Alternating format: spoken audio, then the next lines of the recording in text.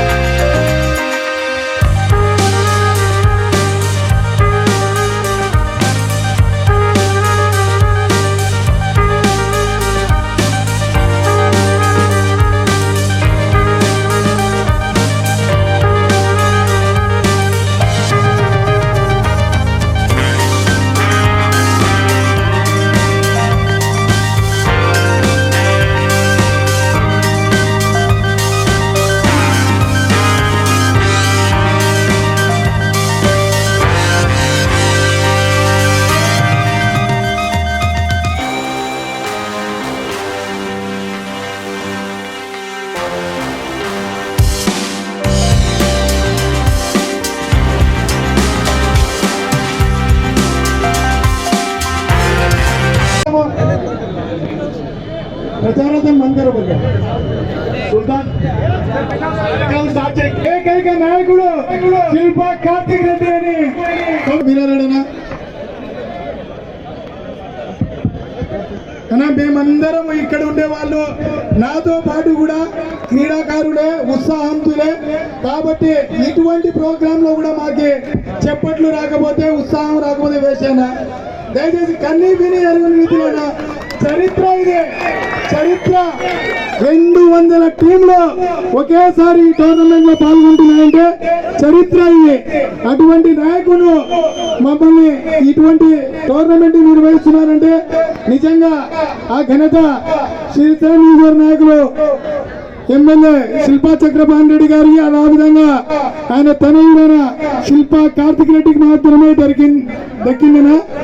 ముందుగా నాయకుడు ఎవరు, యువతకు ఎవరైతే తోడ్పాటు అందిస్తారో వారి అడుగులు అడుగు వేసి తన భవిష్యత్తుకు పునాది వేసుకోవాల్సిన అవసరం ఎంతైనా ఉందని చెప్పేసి ఇటువంటి టోర్నమెంట్ను దిగ్విజయం చేయాలని చెప్పేసి కోరుకుంటూ సెలవు. Thank you. అదేవిధంగా మహానంది మండల అధ్యక్షుడు మహేశ్వర రెడ్డి గారిని 2 మాటలు మాట్లాడితే కోరుతున్నాం.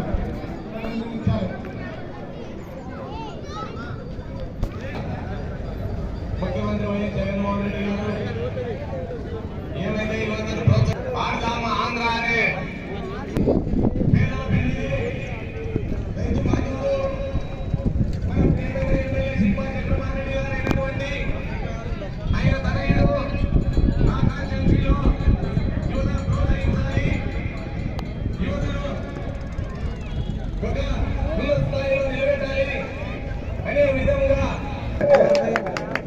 ఎంత ఉన్నా పెట్టే మనసు కావాలి. అందుకోసము మన కార్తీక్ అన్న ఎక్కడ లేని విధంగా ఇక్కడ ఆట పోటీలు పెట్టి మొన్ననే మీటింగ్ లో కూడా ప్రతి సంవత్సరం కూడా రేపు ఎలక్షన్ అయిపోయిన తర్వాత మిగతా చేసినటువంటి మన నల్లమల్ల టైగర్ శిల్పా చక్రపాణి గారి కుమారుడు మన యువ కిషోరం కార్తీక్ అన్న గారికి మరియు శ్రీశైల నియోజక సమన్వయకర్త పోలీస్ అన్న గారికి మరియు 5 మండలాల అధ్యక్షులు, ఎంపీపీలు, తోటి కౌన్సిలర్లు, నాయకులు, పత్రికా విలేకరులు, మరీ ముఖ్యంగా ఈ కేపీఎల్ లీగ్ నీకు వచ్చినటువంటి క్రీడాకారులు టీములందరికీ పేరు పేరున ధన్యవాదాలు తెలియజేస్తున్నాను.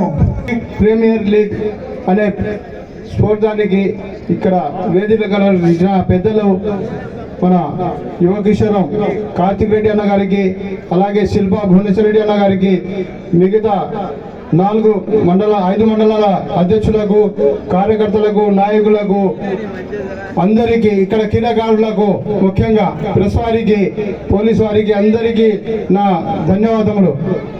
ఈరోజు శంకరెడ్డి అన్న చెప్పినట్టు పండుగ వాతావరణం కనపడుతుంది మన ఆత్మకూరులో.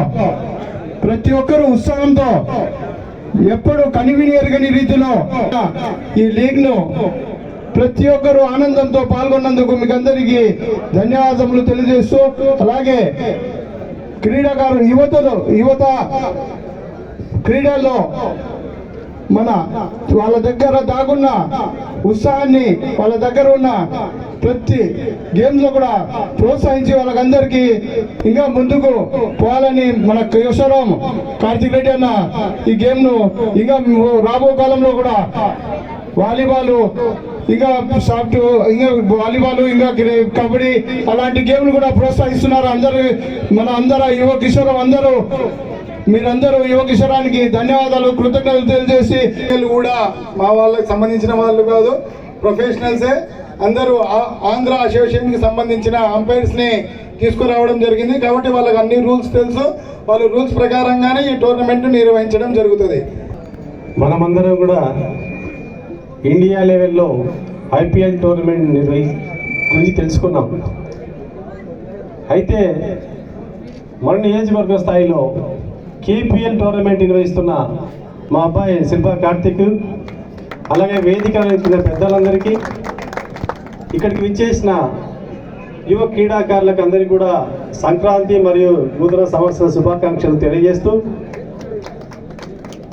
మన ముఖ్యమంత్రి వైఎస్ జగన్మోహన్ రెడ్డి రాష్ట్ర స్థాయిలో ఆడుదాం ఆంధ్ర కార్యక్రమాన్ని నిర్వహిస్తుంటే యువతను ప్రోత్సహించాలి, అలాగే అన్ని రంగాలలో అన్ని టోర్నమెంట్లు ఆడించి గ్రామ స్థాయి నుంచి వాళ్ళ నైపుణ్యాన్ని వెలికితీసి వారిలో అన్ని రకాల శారీరక దారుఢ్యం కావచ్చు, అలాగే వారిలో ఉన్న నైపుణ్యాన్ని వెలికి తీయడం కావచ్చు, అలాగే వారిని ఉత్సాహపరచడం కావచ్చు, అలాగే వాళ్ళందరికీ కూడా సోదర భావము ఏర్పాటు చేయడం సోదర భావం అలవర్చడం కావచ్చు, అన్ని రకాలుగా ఈ టోర్నమెంట్ ద్వారా మనకు అలవడతాయి. అయితే మా అబ్బాయి ఒకవైపు జగనన్న రాష్ట్ర స్థాయిలో ఏర్పాటు చేస్తే, మా కార్తీక్ రెడ్డి నియోజకవర్గ స్థాయిలో ఉన్న యువతను వాళ్ళ యొక్క నైపుణ్యాన్ని వెలికి తీయాలి, వారి రాష్ట్ర స్థాయిలో అవసరమైతే నేషనల్ స్థాయిలో కూడా తీసుకెళ్లేదానికి మనం సంసిద్ధంగా చేయాలి అని చెప్పేసి ఒక భారీ ఎత్తున ఇంత పెద్ద క్రికెట్ టోర్నమెంట్ నిర్వహించడం కూడా మన 2 నిధులలో ఇదే అని కూడా మీకు అందరికీ గర్వంగా తెలియజేస్తున్నా.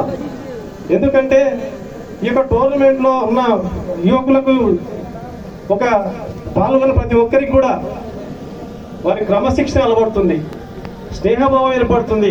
మరీ ముఖ్యంగా ఆటలో పాల్గొన్న ప్రతి వ్యక్తికి ఓర్పు, నేర్పు, సహనం, గెలుపోటమును స్వీకరించే గుణం ఇవన్నీ కూడా ఎప్పుడైతే అలవడతాయో వారి యొక్క జీవితంలో ఎదురయ్యే ప్రతి ఒక్క కష్టాన్ని ఈ ఆట ద్వారా నేర్చుకుంటారని కూడా సభాముఖంగా తెలియజేస్తున్నా. కాబట్టి యువకులందరూ కూడా ఉత్సాహంగా ఆటల్లో పాల్గొనండి, క్రీడల్లో పాల్గొనండి. మీకు ఈ యొక్క సర్టిఫికెట్స్ కూడా భవిష్యత్తులో మీకు ఉద్యోగాలు కూడా దోహదపడతాయి. అలాగే మీరు వీటిని ఫ్రెండ్లీ మ్యాచ్గా స్వీకరించాలి. ఎందుకంటే ఈరోజు మనం క్రికెట్ మ్యాచ్ చూస్తే ఒకవైపు మనం ఇండియా గెలుస్తుంది, ఒకసారి పాకిస్తాన్ గెలుస్తుంది, ఒకసారి ఆస్ట్రేలియా గెలుస్తుంది. అయితే ఫైనల్గా ఒకరే గెలుస్తారు. అయితే గెలుపోవటంలో మనం అందరం కూడా సహజంగా స్వీకరించాలి. ఎందుకంటే మొన్న జరిగిన క్రికెట్ మ్యాచ్లో 9 మ్యాచ్లు మనం గెలిచాం ఇండియాలో, అయితే ఒక్క మ్యాచ్ ఓడిపోయాం. అయితే నిరుత్సాహపడదామా? 9 మ్యాచ్లు పెట్టిన గర్వపడాలి.